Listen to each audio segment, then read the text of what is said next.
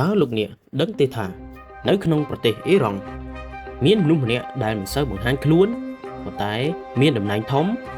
ហើយគេនិយាយថាគាត់អាចបញ្ជាអំណាចបានពីក្រោយឆាកមនុស្សគឺលោកម៉ូតាបាខាមីនី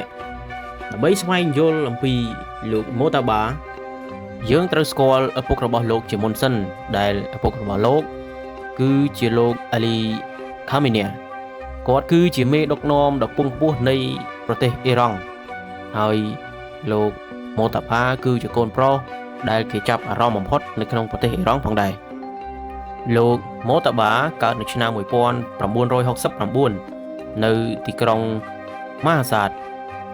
គាត់បានធំឡើងនៅក្នុងគ្រួសារដែលមានអំណាចនិងពាក់ព័ន្ធជាមួយនឹងបដិវត្តន៍អ៊ីរ៉ង់គាត់បានសិក្សានៅ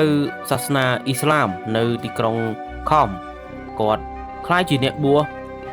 ជាគ្លីរិកប៉ុន្តែគាត់មិនដើរតាមផ្លូវសាសនាធម្មតានោះទេការវិភាគនយោបាយម៉ូតាបាត្រូវបានគេជឿថាមានពាក់ព័ន្ធយ៉ាងខ្លាំងជាមួយនឹងឥទ្ធិពលនៅខាងក្រោយឆាកគាត់អាចមានទំនាក់ទំនងជាមួយនឹងកងកម្លាំងសន្តិសុខនិងអង្គភាពសំខាន់បើទោះបីជា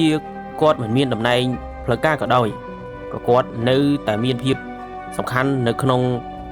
ទំនាក់ទំនងជាមួយនឹងកងកម្លាំងសន្តិសុខផងដែរនៅក្នុងឆ្នាំ2009គឺមានការបោះឆ្នោតដែលមានការរិះគន់យ៉ាងខ្លាំងមនុស្សជាច្រើនបានចោទប្រកាន់ថា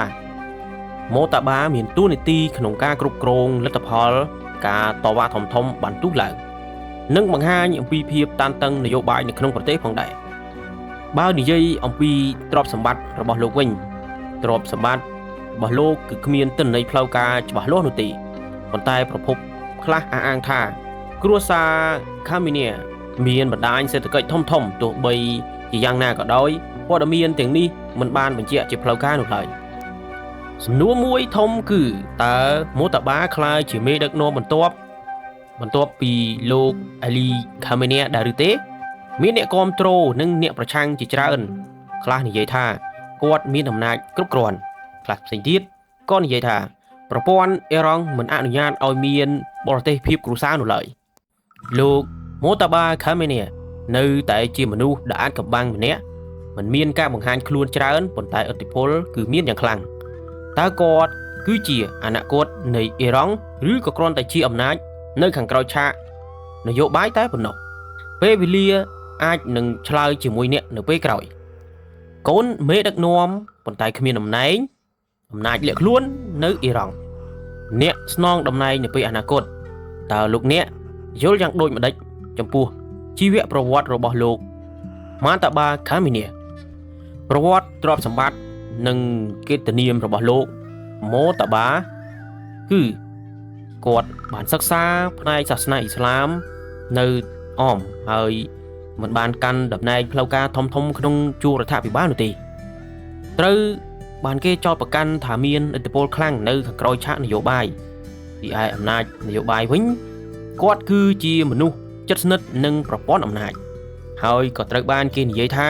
គាត់មានតួនាទីក្នុងការគ្រប់គ្រងកងកម្លាំងនិងការបោះឆ្នោតហើយមានការសន្មត់ថាអាចនឹងជាបេក្ខភាពជំនួសឪពុកនៅពេលអនាគតរីឯរឿងទ្រព្យសម្បត្តិវិញមិនមានទិន្នន័យច្បាស់ការផ្លូវការនោះឡើយប្រភពបានអះអាងថាគ្រួសាររបស់ខាមីនីគឺមានបណ្ដាញហិរញ្ញវត្ថុធំទាក់ទងនឹងអង្គភាពសេដ្ឋកិច្ចនិងមូលនិធិធំនៅក្នុងអ៊ីរ៉ង់តែក៏ត្រូវយល់ដែរថាព័ត៌មានទ្រព្យសម្បត្តិភាគច្រើនគឺមិនបានបញ្ជាក់ជាផ្លូវការនោះទេតែទោះបីជាព័ត៌មានផ្លូវការមិនជាក់លាក់ក៏ដោយគ្រួសាររបស់ខាមីនីគឺបាននិយាយថាការគ្រប់គ្រងទ្រព្យសម្បត្តិដ៏ធំមួយបាត់ទៅហើយចំណុចចុងក្រោយនោះគឺជាសំណួរដ៏ចាក់ដោតមួយថាតើលោកម៉ូតាបាខាមីនីជាអ្នកដឹកនាំអនាគតបន្ទាប់ឬក៏គ្រាន់តែជាអំណាចនៅខាងក្រោយឆាកតើលោកអ្នកយល់យ៉ាងដូចម្ដេចចំពោះអាចកំបាំងនៅខាងក្រោយខ្នងនេះចំណុចនេះ